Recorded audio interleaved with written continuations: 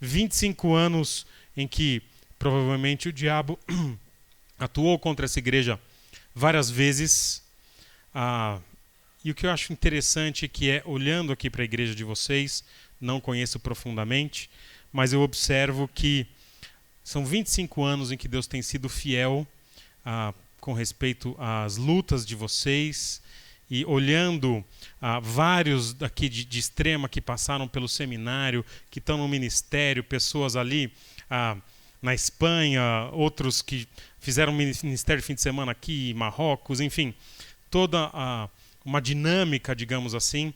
Eu devo dizer que eu admiro muito a igreja de Extrema, e nesse sentido de preparo das pessoas, de jovens casais e tudo mais, eu me espelho um pouquinho na igreja de vocês aqui. Sempre uso a igreja de vocês como exemplo, uma igreja que já mandou várias pessoas para a Palavra da Vida, uma igreja que tem um porte semelhante ao porte da igreja que eu pastoreio. Então eu sinto muito honrado de estar aqui com os irmãos nessa noite aqui. Ainda mais uma conferência de aniversário. O grande problema é que de todos que vocês convidaram, Felipe, seguramente eu sou aquele que tem menos experiência missionária, e provavelmente sou aquele que tem as visões teológicas mais diferentes no que diz respeito a missões. Então, já que eu estou aqui, eu vou ser obrigado a compartilhar com os irmãos parte do que eu acredito que vem aqui do texto bíblico com respeito a missões. E eu vou aproveitar que essa igreja já está envolvida com o meio missionário há bastante tempo, e acredito que os irmãos têm uma certa maturidade nesse sentido, de já terem visto bastante coisa no campo missionário, com pessoas que vocês apoiaram, pessoas que vocês apoiam, pessoas envolvidas, viagens e tudo mais. Então, para aqueles que curtem história, eu trouxe para vocês aqui então uma história. Não é uma história de um missionário propriamente dito, mas é uma história de um protótipo de um missionário. Como a primeira vez que eu preguei aqui, eu preguei em Sofonias, dando continuidade aos profetas menores. Hoje nós vamos conversar sobre o livro e a pessoa e o ministério de Jonas. Nós vamos fazer assim, Jonas é um livro. Não dá para a gente ler o livro e depois comentar, senão a gente vai ficar já para o próximo aniversário. A ideia seria, então, em vez de fazer um sermão tradicional, ponto 1, 2 ou 3, como eu costumeiramente faço na minha igreja, eu decidi fazer o seguinte: eu vou contando a história de Jonas e, eventualmente, nós vamos enfocar um versículo ou outro, e aí daquele texto nós vamos tirar algumas lições com respeito a pessoas a quem Deus envia. Ok? Combinado? Né? Com respeito a esse contexto de envio de alguém para pregar em um outro contexto, um contexto transcultural, no caso aqui. Então, eu sugiro que você faça o seguinte: são várias lições, são 7. Sugiro que você anote. Quando eu prego o sermão de 2 pontos, chego na segunda-feira, eu já esqueci os pontos. Imagina os irmãos que ouviram, né? Então, você imagina um sermão que tem 7 itens. Você vai esquecer. Você pode ser um gênio, mas você vai esquecer. Então, eu vou pedir que você anote. Porque se um dia você voltar ao livro de Jonas, pelo menos você vai ter essa perspectiva que nós vamos ter juntos aqui sobre o livro de Jonas. Jonas é o profeta fujão. Jonas é aquele protótipo de missionário no Antigo Testamento. É esse Jonas que fugiu de Deus, que foi de certa forma disciplinado por Deus. É esse homem que viveu há 2.800 anos atrás. É ele que nós vamos olhar hoje. Jonas foi um homem que nasceu na época certa, exercendo a tarefa certa. Ele foi quem sucedeu 2 grandes homens de Deus, que foram Elias e Eliseu. Se você olhar lá na cronologia, veio Elias, veio Eliseu, ali no Reino do Norte, e logo em seguida veio Jonas. Jonas então desfruta de status no reino. Ser profeta era, usando a linguagem de hoje, era ser top naquela época. Provavelmente, se você fosse profeta na época de Jonas, você estamparia a revista Caras de Jerusalém, com certeza. O PIB de Israel crescia naquela época. O país expandia suas fronteiras. Jonas, além de profeta, desfruta de um tempo de imensa prosperidade para melhorar a situação de Jonas. Em 2 Reis, capítulo 14, versículo 25, ele profetiza algo positivo sobre o rei e dá certo. Olha o que diz o texto. Foi ele quem restabeleceu, falando do rei Jeroboão, as fronteiras de Israel, desde Lebo-Ramate até o mar de Arabá, conforme a palavra do Senhor, Deus de Israel, anunciada pelo seu servo Jonas, filho de Amitai, profeta de Gat-Éfer. Jonas diz que Israel vai crescer e sabe o que Israel faz? Cresce. Bonito, né? Está bem na fita. Então é nesse contexto de prosperidade, de status, de favor do rei, que nós temos o livro de Jonas. Era uma época em que um profeta provavelmente vivia a vida dos sonhos. O país estava apaziguado e estava tudo tranquilo. E o que era bom fica ainda melhor. Veja comigo Jonas capítulo 1, versículo 1 e versículo 2. Tudo estava cooperando para o bem do profeta Jonas. Veja esse texto aqui comigo. A palavra do Senhor veio a Jonas, filho de Amitai, com esta ordem: vá depressa à grande cidade de Nínive e pregue contra ela, porque a sua maldade subiu até a minha presença. Antes da gente comentar esse texto aqui, só vou pedir que os irmãos mantenham o livro de Jonas aberto, ok? Eventualmente nós vamos citar um texto ou outro aqui. Então veja, tudo estava bem. O profeta era querido, o profeta era bem-quisto, e para fechar com chave de ouro, simplesmente Jonas pode usar agora o seu talento profético para destruir, amaldiçoar e condenar a capital dos piores inimigos de Israel naquele momento. Legal, não é? Veja, o lugar do paganismo, Nínive era o lugar do paganismo, da crueldade, das pessoas que rasgavam a barriga das grávidas. Nínive era a cidade com pilhas de crânios humanos na entrada da cidade. Era a cidade da prostituição, da feitiçaria, da exploração comercial. Ou seja, Nínive era o centro da degradação moral, ética e espiritual da época de Jonas. E Jonas é escolhido por Deus justamente para pregar contra essa cidade. Não era para pregar a favor, era contra. E eis a nossa primeira lição. Muitas vezes é comum que Deus deseje que a pregação missionária condene a maldade. É comum que a primeira parte da pregação missionária seja para condenar a maldade. Deixa eu falar algo para vocês aqui. Meus caros, cultos missionários, como os últimos que nós tivemos aqui, seguramente nesse mês aqui, em geral são cultos emocionantes, não são? São fotos, são experiências, são histórias de como Deus alcança as pessoas com graça. É demais, não é? Música toca no fundo. Testemunho de como os muçulmanos precisam de salvação. De como os Yanomamis, depois de tanto tempo, finalmente em Palimiú, em Mucajaí, em tantos outros lugares, agora tem uma igreja forte. Como nas Olimpíadas a gente consegue falar de Jesus para pessoas do mundo todo. Como os brasileiros no Japão estão recebendo o Evangelho. Mas deixa eu dizer algo para vocês aqui.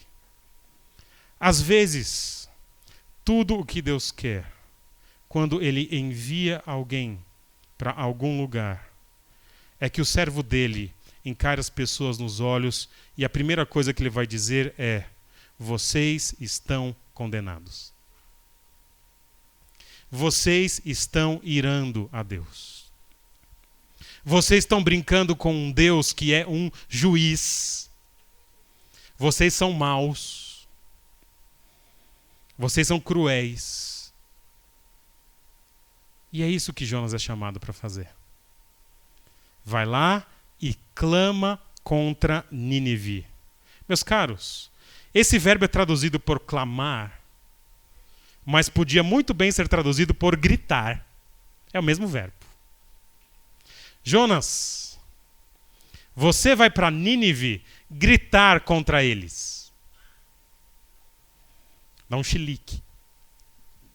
Jonas, você vai para aquela cidade proclamar, clamar, gritar contra aquela cidade perversa. Vou falar algo assim, a gente sabe que Deus é gracioso, Deus ele é naturalmente perdoador. Vocês têm visto isso nas últimas semanas. Nós vamos ver isso em Nínive depois. Mas o fato é que Deus só é gracioso e perdoador porque antes alguém chega e grita, Deus é um juiz. Se a gente não sabe, não tem a consciência de que Deus é um juiz, a gente não tem a consciência de quão gracioso e quão perdoador Ele é. Para que haja um missionário, em primeiro lugar, é importante que essa pessoa, esse servo de Deus enviado para algum lugar, ele, antes de levar a salvação, que ele proclame a condenação. E essa é a tarefa de Jonas. Jonas vai lá e grita contra a maldade. Deixa eu falar algo para vocês aqui, de forma muito prática. Para avaliar um candidato a missões, eu avaliaria da seguinte forma. Eu tenho alguns na minha igreja que eu tenho interesse em expulsá-los da igreja no bom sentido, né? Mandá-los para o campo missionário. Avalie o quanto aquela pessoa está disposta a encarar alguém ruim, olhar nos olhos e dizer, você é ruim. Você é mau. Avalie se a pessoa tem essa coragem. Isso é importante. Eu estava na África do Sul, eu me lembro que, eventualmente, eu fui conhecer um trabalho de um missionário inglês que atuava numa das prisões ali. E a gente jogava bola e depois a gente tinha um tempo de conversa com os garotos que estavam na prisão ali. Era tipo uma espécie de FEBEM da África do Sul. E jogando bola com o garoto, teve um intervalo, comecei a bater papo com ele. E eu falei, desculpa, por que você está aqui? Ele olhou para mim e falou assim, eu estava na rua e tinha um cara folgado. E aí eu não gostei dele, falei, um dia eu vou te pegar. Aí um dia eu estava com uma faca e abri o cara no meio. Falei, uau, você joga no meu time? Parceiro. Gente, é para esse tipo de gente que a gente vai falar. Para gente ruim. Para gente longe de Deus. Como era a cidade de Nínive. Aliás, era exatamente isso que os ninivitas faziam, em especial com as mulheres e mulheres grávidas. Então Deus convoca Jonas para condenar os seus inimigos. Jonas então pensa assim, peraí, puxa, você iria? Se você fosse ali justamente para condenar quem você menos gosta, você iria? Talvez eu iria. Ser tratado como herói nacional ia ser legal, não ia? Mas veja que interessante. Veja o que Jonas faz, versículo 3. Mas Jonas fugiu da presença do Senhor, dirigindo-se para Tarsis. Desceu à cidade de Jope, onde encontrou um navio que se destinava àquele porto. Depois de pagar a passagem, embarcou para Tarsis para fugir do Senhor. Coloca para mim, por favor, os slides aí. Coloca o primeiro, por favor. A lição número 1 foi que Deus deseja que a pregação missionária condene a maldade. Dá para ver agora? Lição número 2, versículo 3 que nós lemos aqui, quando Jonas foge da presença do Senhor. Deixa eu dizer algo para vocês. Não é porque Deus enviou que o servo que foi enviado é melhor que os outros. Joga para mim o último slide, por favor. Gente, aquela bolinha ali, maior, é a cidade de Nínive, ok? Jonas, ele morava ali perto de onde está escrito Síria, um pouco mais para baixo. Então Jonas estava para lá. Ele tinha que ir para Nínive.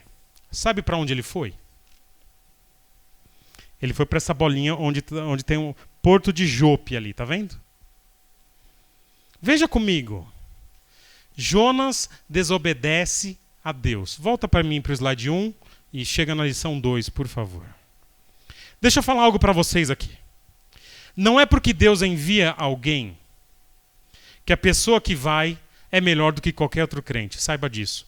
Olha, quantas igrejas, quando eu fui para a África e a gente foi fazer divulgação, quantas igrejas terminavam o culto, fazia aquela fila para cumprimentar quem prega, sabe? E sempre tinha alguém que olhava e vinha vindo assim, fazia assim. Que honra apertar sua mão. Pode? Pode, meu senhor. Que gente santa vocês são. É? Olha esse camarada que Deus envia aqui. Deixa eu falar algo para vocês. Pregar em outro país não torna ninguém um crente melhor. Jonas até esse momento tinha sido um profeta razoável. Ele tinha dado uma bola dentro. Ele tinha tido uma única oportunidade, profetizou, fez direitinho, mas quando ele recebe a missão de ir para Nínive, aí a gente começa a ver que tipo de profeta Jonas é. Em primeiro lugar, como teólogo, Jonas é um teólogo no mínimo incoerente, talvez um teólogo fraco. Por quê? Porque diz o texto, mas Jonas fugiu da presença do Senhor. Peraí. Meus caros, Jonas sabe quem Deus é. Ele vai falar para os marinheiros que Deus é aquele que fez o mar e a terra. Jonas capítulo 1, versículo 9. Jonas sabe que Deus é gracioso e misericordioso. Jonas capítulo 4, versículo 2. Jonas sabe que Deus livra do mal. Jonas 3, versículo 9. Mas o que Jonas faz com todas essas informações teológicas dele? Ele foge. Jonas não estava nem aí com Nínive. Não estava nem aí com Deus. Jonas só queria uma coisa: fazer o que ele achava que era melhor para ele mesmo e para o povo a quem ele realmente amava, que era o povo de Israel. Um homem egoísta, um homem incoerente, um homem desobediente, um homem preguiçoso, um homem insensível. Esse era Jonas. E sabe o que Deus faz com Jonas? Deus envia Jonas mesmo assim. Camarada ruim, turrão, problemático e mesmo assim enviado por Deus. Meus caros, não é porque o missionário está pregando em outro lugar que ele necessariamente é um bom crente. Ele pode ser, mas não necessariamente. Não é porque o camarada está em viagem missionária que ele é exemplo de fé, de amor, de submissão e nem mesmo de abnegação. Aliás, se a gente for honesto quanto à força missionária que evangelizou o nosso país e o mundo ocidental, tem missionário famoso que sinceramente não seria membro da minha igreja. Eu não ia querer. William Carey abandonou a família. Charles Studd abandonou os filhos. Aqueles camaradas dos Alcas, extremamente precipitados. A irmã de um deles depois conseguiu evangelizar a tribo inteira sem perder um fio de cabelo. David Livingstone, dizem as más línguas, que adorava uma aventura muito mais do que evangelismo. Ele gostava de descer rio, de entrar na floresta, de caçar animal. Não é porque o camarada... E eles têm as coisas positivas também. Mas não é porque o camarada está em alguma aldeia, em algum povoado, em missões urbanas ou o que for, que ele se torna um crente melhor da noite para o dia. Observe o livro de Jonas. Olha que interessante o livro de Jonas. Quando Jonas é colocado no barco, Deus manda uma tempestade. Os céus obedecem a Deus. Os ventos obedecem a Deus. O mar fica revolto. O mar obedece a Deus. Depois os marinheiros olham o que está acontecendo, veem o que tem que fazer. Os marinheiros oram a Deus e os marinheiros jogam Jonas no mar. Os marinheiros obedecem a Deus. Vemos depois que Deus manda o peixe obedece a Deus. Depois, quando Jonas vai pregar na Assíria, o pior lugar do mundo, o rei da Síria obedece a Deus. Os adultos de Nínive obedecem a Deus e reconhecem o seu pecado. As crianças de Nínive obedecem a Deus. Os bois de Nínive obedecem a Deus. As ovelhas de Nínive, o porquinho da Índia, todo mundo. Só tem um ser em todo o livro de Jonas que do começo ao fim não obedece a Deus. Quem é? Jonas. Duro isso. Até o verme que comeu a plantinha ali, ele obedece a Deus. E Jonas não. Gente, às vezes, o meio missionário é assim. Um meio em que o camarada é um teólogo ruim, um crente ruim, um marido ruim, um pai ruim, e mesmo assim está no campo missionário. Você vai dizer, mas puxa, pelo menos está no campo missionário. Pois é. Não é porque Deus enviou que o servo que é enviado é melhor. Mas deixa eu dizer algo para vocês. Não estou dizendo que todo missionário é ruim. Tem alguns missionários que eu tive a honra de conhecer que foram os melhores crentes que eu já conheci na minha vida. Conheço um que trabalhou entre os Calungas, alguém muito, muito, muito querido, o Felipe, conheceu. Jorge. Depois eu reencontrei o Jorge, alguns anos atrás. Alguém muito querido. Mas tem missionário que eu conheci que eu não receberia na minha casa. Mas posso dizer algo para vocês? O que eu acredito é que, sendo eles crentes, ou os bons e os ruins, o fato é que a todos eles Deus enviou. Por quê? Nós vamos ver mais para frente.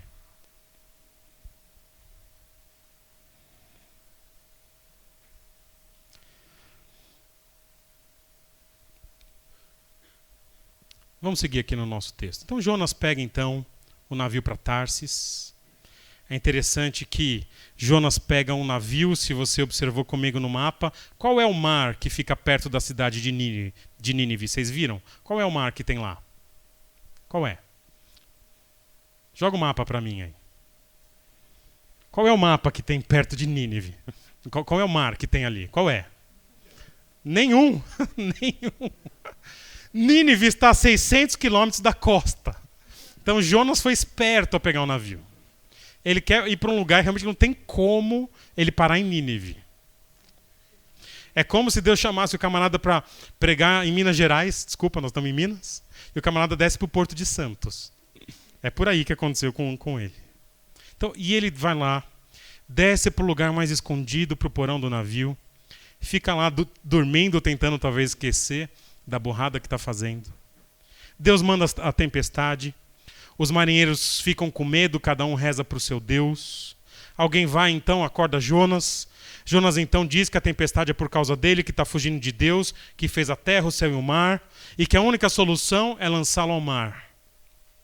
Os marinheiros ouvem a história de Jonas. No começo não acreditam que é isso mesmo, mas quando percebem que não tem mais jeito, veja o que acontece então em Jonas capítulo 1, versículo 13 a 17.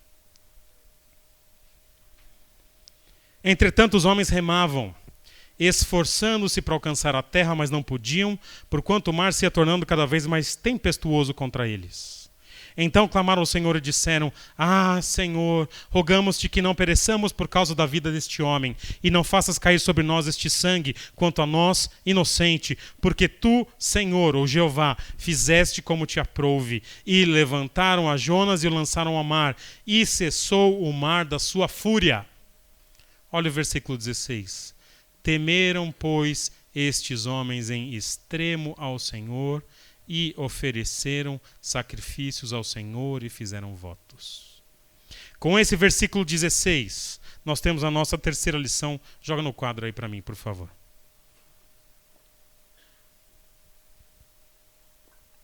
A terceira lição é simples. Versículo 16 nos dá a ideia de que a proclamação de quem Deus é nem sempre é resultado da fidelidade do enviado. Versículo 16, temeram, pois, estes homens em extremo ao Senhor e ofereceram sacrifícios ao Senhor e fizeram votos, não indica necessariamente que houve uma conversão entre aqueles marinheiros pagãos.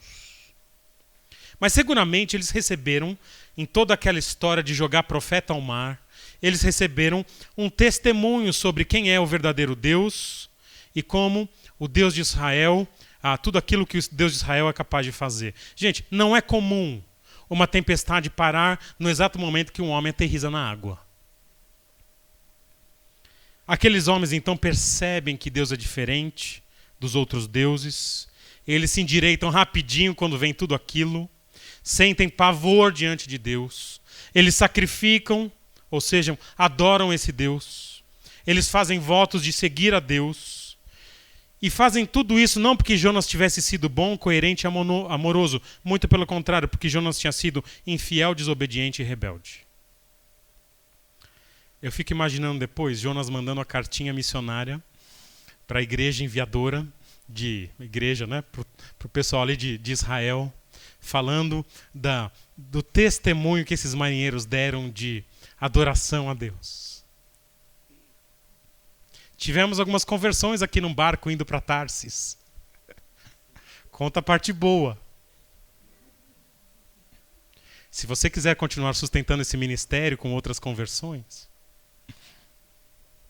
meus caros, Deus só foi conhecido ali, infelizmente, porque Jonas foi infiel.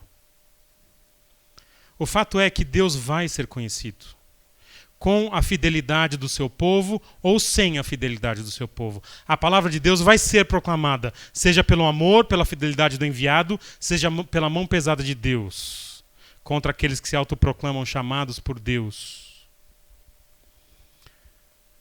E assim, isso é grande fato na igreja, a gente tem que lembrar disso. Quando a gente envia alguém, muitas vezes Deus vai agir através daquela pessoa de uma forma ou de outra.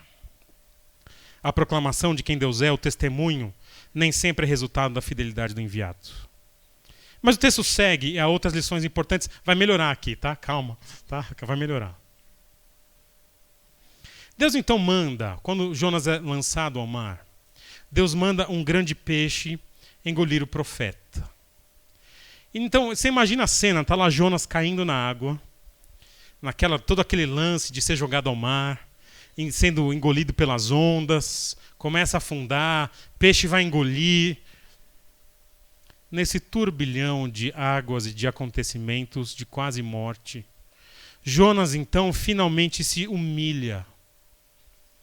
E acontece o capítulo 2, que eu vou ler junto com vocês. Diz assim: Então Jonas, de dentro do ventre do peixe, orou ao Senhor, o seu Deus, e disse, olha que bonito aqui, na minha angústia clamei ao Senhor, e ele me respondeu. E do ventre do abismo eu gritei, e tu ouviste a voz. Pois me lançaste no profundo do coração dos mares, e a corrente de águas me cercou. Todas as tuas ondas e as tuas vagas passaram por cima de mim. Então eu disse, lançado estou diante dos teus olhos. Tornarei porventura a ver o teu santo templo. As águas me cercaram até a alma, o abismo me rodeou e as águas se enrolaram na minha cabeça. Desci até o fundamento dos montes, desci até a terra, cujos ferrolhos se correram sobre mim para sempre. Contudo fizeste subir da sepultura a minha vida, ó Senhor, meu Deus. Quando dentro de mim desfalecia a minha alma, eu me lembrei do Senhor. E subiu a ti a minha oração no teu santo templo. Os que se entregam à idolatria vã abandonam aquele que lhes é misericordioso, mas com a voz do agradecimento eu te oferecerei sacrifício, o que votei pagarei. Ao Senhor pertence a salvação. Falou, pois, o Senhor ao peixe, e este vomitou a Jonas na terra. Texto lindo aqui. Texto lindo de um homem humilhado. E isso nos leva à quarta lição de hoje. Às vezes Deus envia alguém porque primeiro quer trabalhar com o próprio enviado. Às vezes Deus manda alguém para longe porque em primeiro lugar é com esse alguém que ele mandou para longe que ele quer trabalhar. Eu acho interessante que o livro de Jonas, ele tem que chamar Jonas mesmo. Porque Nínive, a cidade para quem Deus manda Jonas pregar, ela aparece como personagem. As pessoas de Nínive são personagens secundários no livro. O grande personagem do livro de Jonas é o profeta Jonas. Até nos capítulos 1 e 2, Jonas é o centro das atenções. No capítulo 3, a cidade de Nínive. No capítulo 4, Jonas volta a ser o centro das atenções de novo. E é no capítulo 2 que Jonas sofre a disciplina de Deus. É no capítulo 2 que Jonas se humilha diante dessa disciplina. É no capítulo 2 que Deus faz uma tempestade para ele. que Deus traz um peixe, que deixa Jonas quase morrer ali. No capítulo 2 nós vemos Deus tratando com Jonas. Meus caros, deixa eu falar algo para vocês aqui. Muitas vezes o ministério, seja ele profético no Antigo Testamento, seja apostólico no Novo Testamento, e posteriormente seja um ministério pastoral ou missionário. Deixa eu dizer algo para vocês. Muitas vezes o ministério ele não é primordialmente para as outras pessoas que estão nos ouvindo. O ministério ele funciona para tratar com as pessoas que estão no ministério. Muitos que atuam no ministério pensam muitas vezes que estão lá para ensinar os outros. Muitos de nós que somos pastores, a gente pensa que a gente é chamado porque o mundo precisa de nós. Como se nós estivéssemos prontos e vocês ou outros que recebem as pregações, os sermões, as aulas, são pessoas que estão num nível ainda que estão precisando aprender mais da gente que é bom. Estou no ministério porque as ovelhas precisam ouvir de mim. Não é assim. A gente se esquece que muitas vezes Deus coloca algumas pessoas no ministério não para que a gente ensine os outros, mas para que a gente finalmente aprenda. Deus leva missionários ao campo, leva pastores ao púlpito, leva pessoas aos mais diversos lugares. Porque é com o missionário, com o pastor, com essas pessoas que Deus quer tratar em primeiro lugar. E é isso que ele faz aqui em Jonas. Antes de Jonas chegar em Nínive, é Jonas que precisa aprender. Jonas precisa passar pela humilhação que os ninivitas vão passar posteriormente.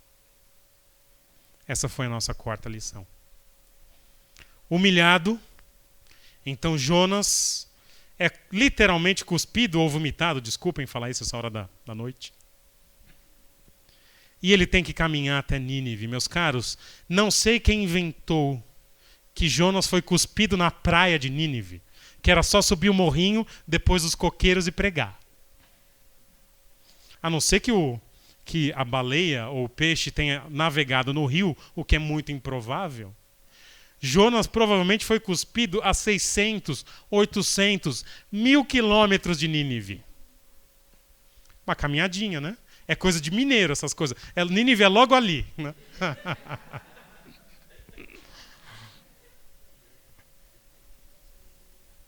Esse camarada teve que caminhar.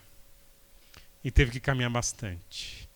Jonas capítulo 3, versículo 1, Jonas 3:1 diz assim: veio a palavra do Senhor, segunda vez a Jonas, dizendo: dispõe-te, vai à grande cidade de Nínive e proclama contra ela a mensagem que eu te digo. Olha que bonito agora. Levantou-se, pois, Jonas e foi a Nínive, segundo a palavra do Senhor. Legal isso, né? E Jonas vai para Nínive. E durante 3 dias, Jonas prega. Olha que interessante. Olha o sermão que Jonas prega em Nínive. Olha lá. Às vezes a gente reclama do sermão hoje. Olha o sermão que Jonas vai pregar em Nínive. Olha lá. Antes de você reclamar de algum sermão, você vai ver esse sermão aqui primeiro. Então coloca esse sermão. Esse é o padrão de sermão do Antigo Testamento, tá? A partir daí o que vem aí, lucro. Olha o sermão que Jonas prega.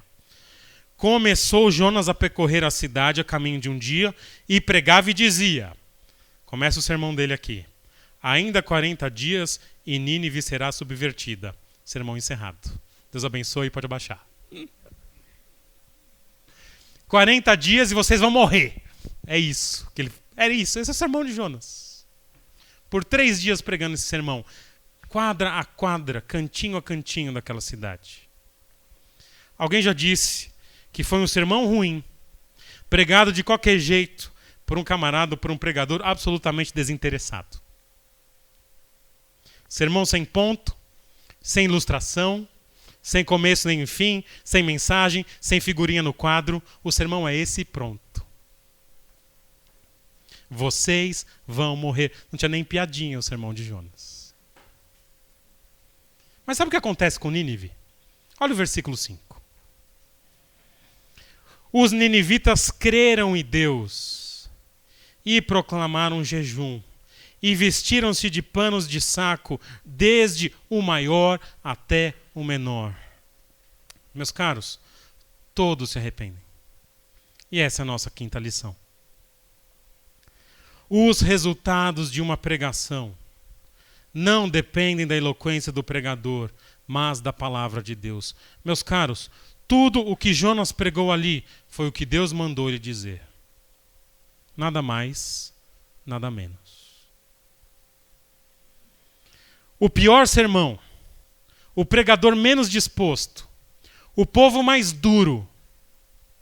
Mas quando Deus quer fazer algo diferente, quando Deus quer atuar, quando Deus quer que as pessoas se arrependam, Deus é capaz de usar o pior pregador, as piores circunstâncias e promover conversões como jamais se viu na história daquele país. Tudo o que Jonas fez foi pregar. E uma cidade toda se arrependeu. Os reis, os homens, mulheres, crianças, bois, ovelhas, todos. Eu já vi, com esses olhos que a terra há de comer, eu já vi pessoas se convertendo nos piores sermões que alguém podia pregar. Eu já vi isso.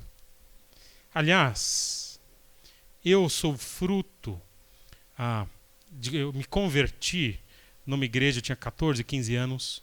Meus caros, o pastor que pregava naquela igreja era terrível, terrível. Eu não lembro se ele pregava bem. Isso não vem ao caso aqui. Mas ele era difícil. Isso eu lembro.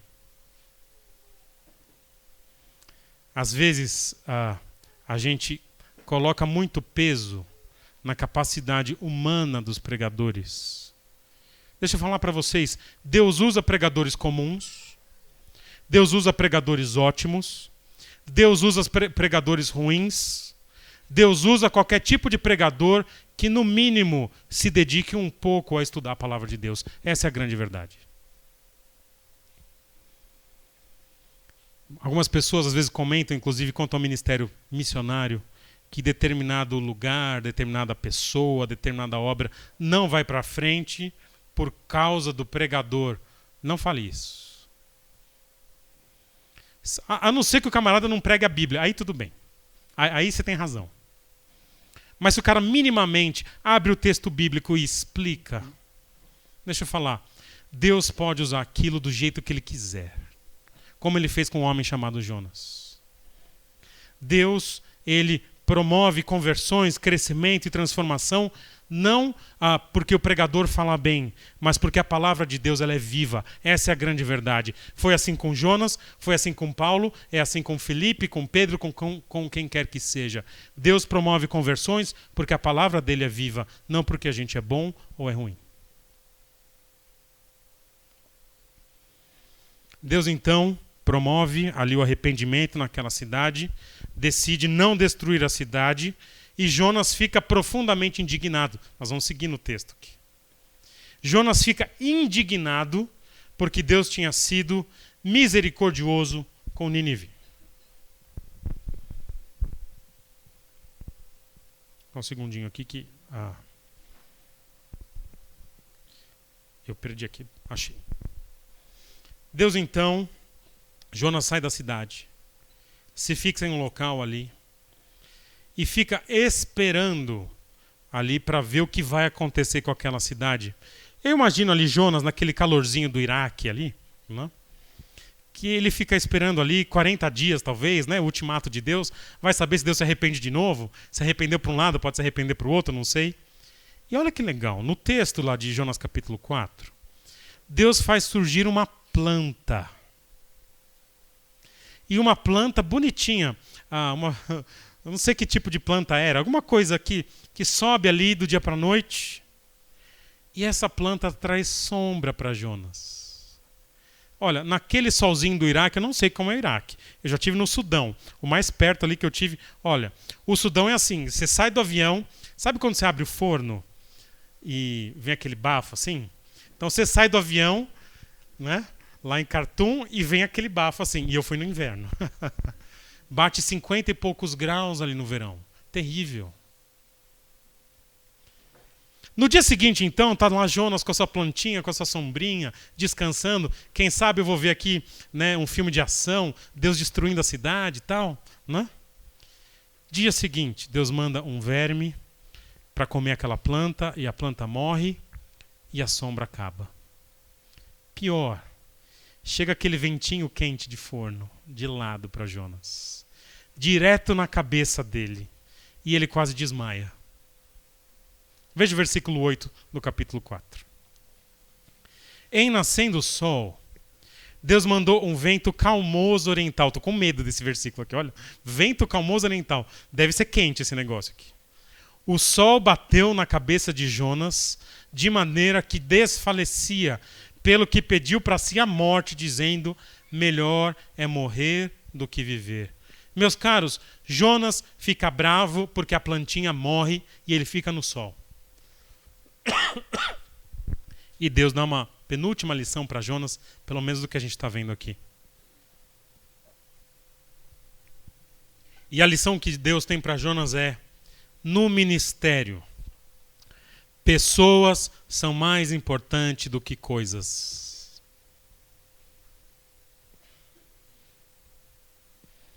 Pessoas são mais importantes do que coisas. Pessoas são mais importantes do que plantas. Pessoas são mais importantes do que janelas. Pessoas são mais importantes do que carros. Pessoas são mais importantes do que cadeiras. Pessoas são mais importantes do que tradições. Pessoas são mais importantes do que coisas. Jonas, observa o que você está fazendo. Você está chateado por causa de uma planta, Jonas. Olha, pessoas ficam chateadas por causa de planta. Vou contar uma história para vocês aqui. Tá? Eu sou normal, tá? Primeira frase que é importante. Eu sou normal. Mas aconteceu isso lá comigo. Foi o seguinte. Eu tinha na minha casa um pezinho de manjericão. Quem gosta de manjericão na pizza e tal? É bom? Gosta?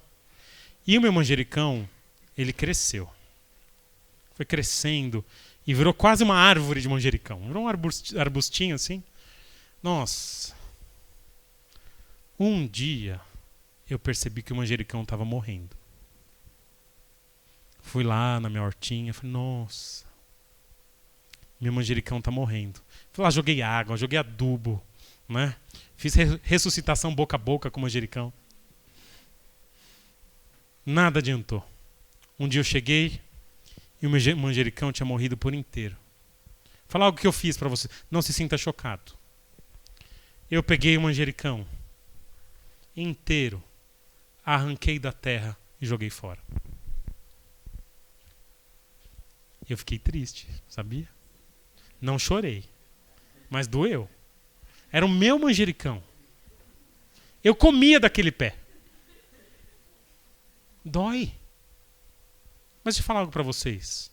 Depois, eu não sei quantos pés de manjericão eu já pus na minha casa. Manjericão é manjericão.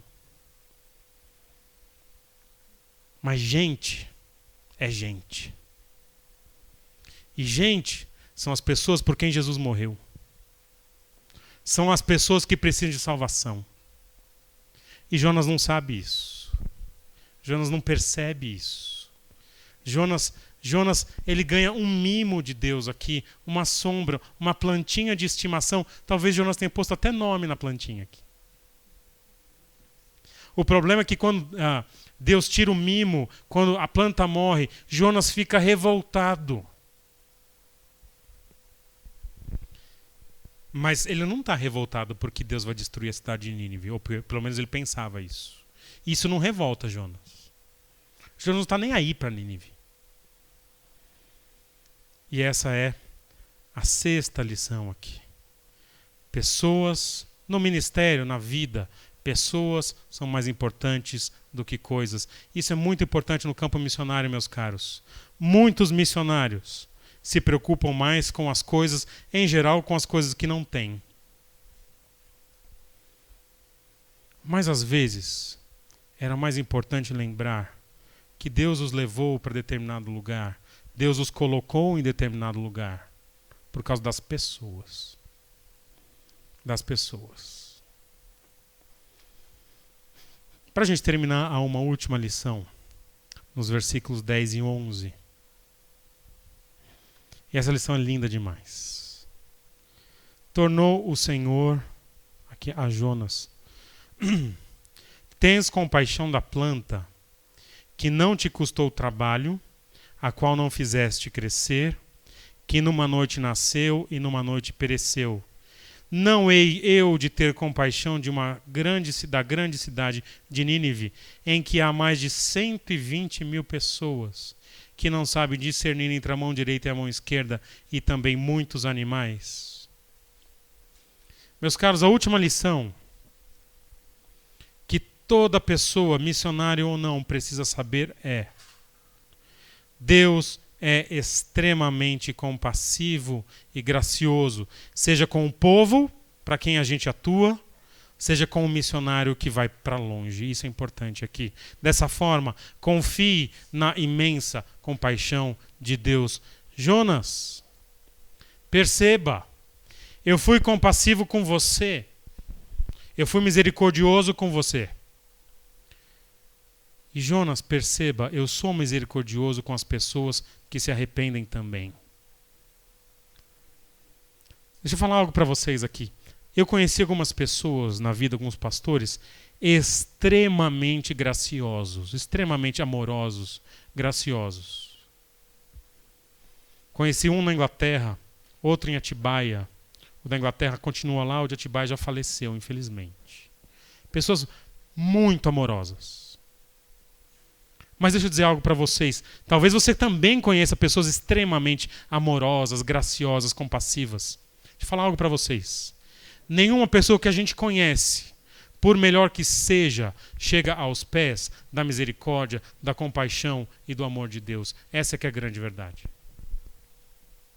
Deus é o maior interessado em salvar pessoas no campo. Deus é o maior interessado em atuar também entre e com os missionários que estão no campo. Essa é a grande verdade. Por quê? Porque Deus ele é naturalmente misericordioso, compassivo, seja com as pessoas de Nínive, seja com o profeta Jonas, seja com as pessoas para quem a gente atua, seja com as igrejas, seja com as pessoas que estão nos campos missionários precisando ouvir do evangelho. Essa é a grande verdade. Deus ele é extremamente compassivo.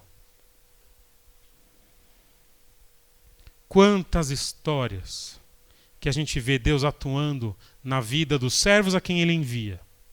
Quantas histórias também que nós vemos Deus atuando entre as pessoas para quem os servos a quem Ele envia estão ministrando o Evangelho, gente. Pessoas que estavam perdidas nos seus pecados, nas suas lutas, numa vida sem luz.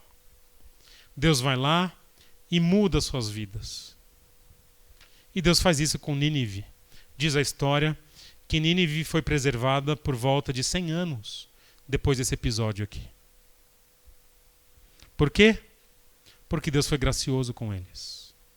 Olhando o livro de Jonas, eu vejo Jonas escrevendo a sua própria história, mostrando o quanto Deus foi compassivo com ele. Aliás, para um camarada escrever a história, tendo ele como anti-herói, tem que ser alguém que foi tratado por Deus.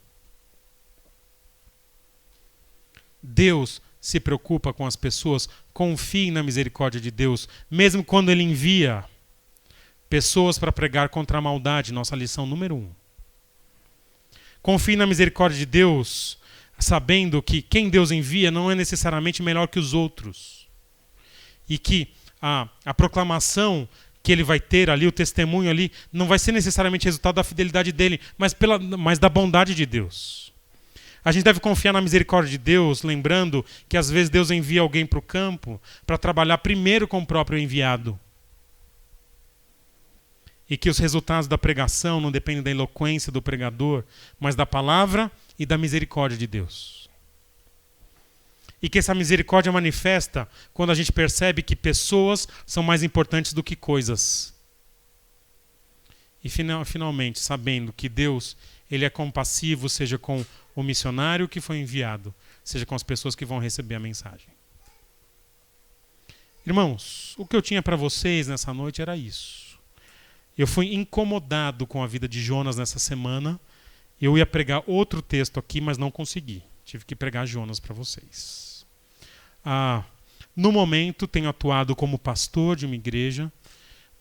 as nossas experiências, as minhas experiências, algumas só minhas, outras minhas e da Dani, no campo missionário foram em alguns momentos difíceis, em outros experiências muito boas, tendo atuado de forma transcultural na África e em missões urbanas no aeroporto por 5 anos. Enfim, o que a gente observa é que muito do que aconteceu com Jonas tem acontecido comigo e seguramente com missionários que vocês conhecem e que vocês enviam ou que vão enviar um dia. Que Deus abençoe muito vocês, e quando você lê o livro de Jonas, lembre-se dessas lições e de tantas outras que a gente pode tirar de um texto que é extremamente rico. Ok? Deus abençoe vocês. Vamos orar então.